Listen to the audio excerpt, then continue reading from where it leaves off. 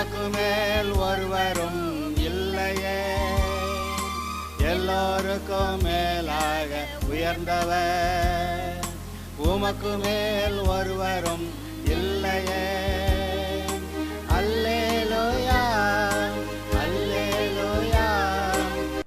இன்று கூட எசேக்கியேல் தீர்க்கதரிசியின் புஸ்தகம் 20வது அதிகாரம் 6வது வசனத்தை நான் உங்களுக்கு வாசிக்கிறேன். எசேக்கியேல் 20:6. நான் அவர்களை எகிப்து தேசத்திலிருந்து அழைப்பேன் என்றும், அவர்களுக்காக நான் பார்த்து வைத்ததும் பாலும் தேனும் ஓடுகிறதும் எல்லா தேசங்களின் சிங்காரமுமான தேசத்திலே அவர்களை கொண்டு வந்து விடுவேன் என்று அந்நாளிலே நான் ஆணையிட்டேன்.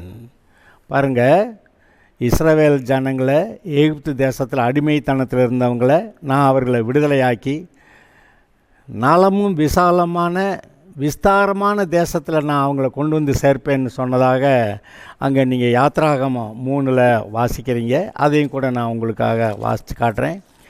யாத்ராகமம் 3.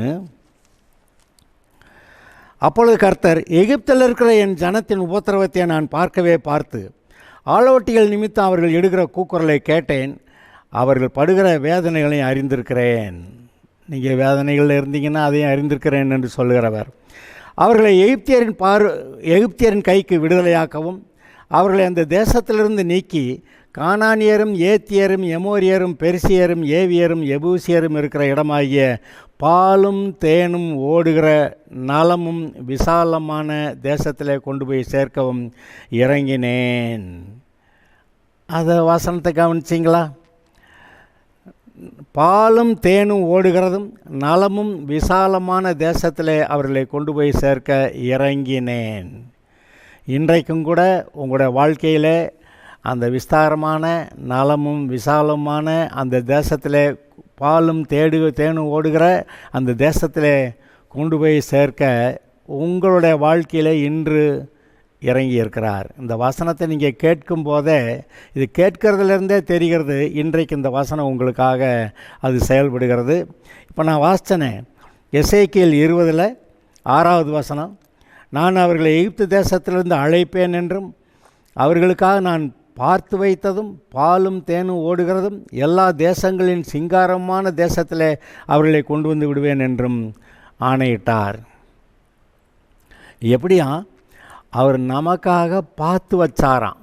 இந்த வசனங்களை கேட்டுக்கொண்டிருக்கிற உங்களுக்கு அவர் ஏதோ ஒரு நல்ல பெரிதான ஆசீர்வாதமான ஒரு காரியத்தை தெரிந்து வைத்து இவர் இந்த ஆசீர்வாதத்தில் நான் கொண்டு வருவேன் என்று பார்த்து வைத்ததும் பாலும் தேனும் ஓடுகிறதும் எல்லா தேசங்களின் சிங்காரமான தேசம். உங்களுடைய வாழ்க்கை சாம்பலில் கிடக்கிறவர்களாக இருந்தாலும் சிங்காரமானதாக மாற்றப்படும் என்று எழுதியிருக்கிறதே, சாம்பலுக்கு பதிலாக சிங்காரம். இன்றைக்கு உங்களுடைய வாழ்க்கையில் சாம்பலுக்கு பதிலாக சிங்காரம் வருகிறது. அது இன்று ஆரம்பிக்கிறது. அதை நீங்கள் எதிர்பாருங்கள்.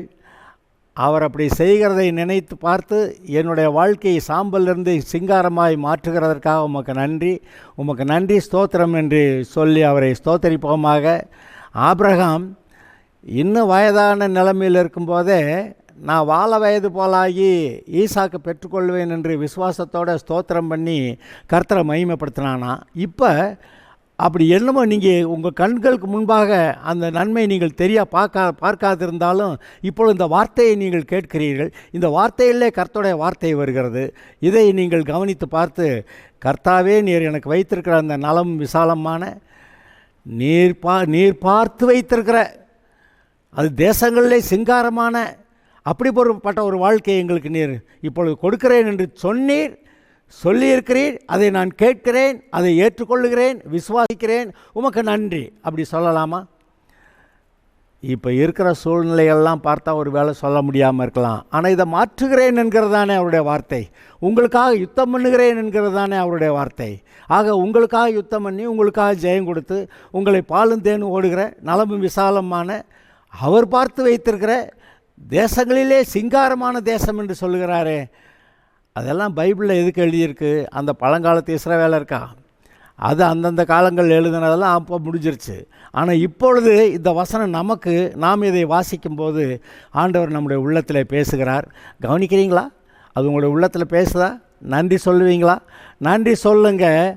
ஆபிரகாம் ஈசாக்கை பெற்றுக்கொண்டது போல நீங்கள் இந்த நன்மையை பெற்றுக்கொள்வீர்கள். Okay, god bless you.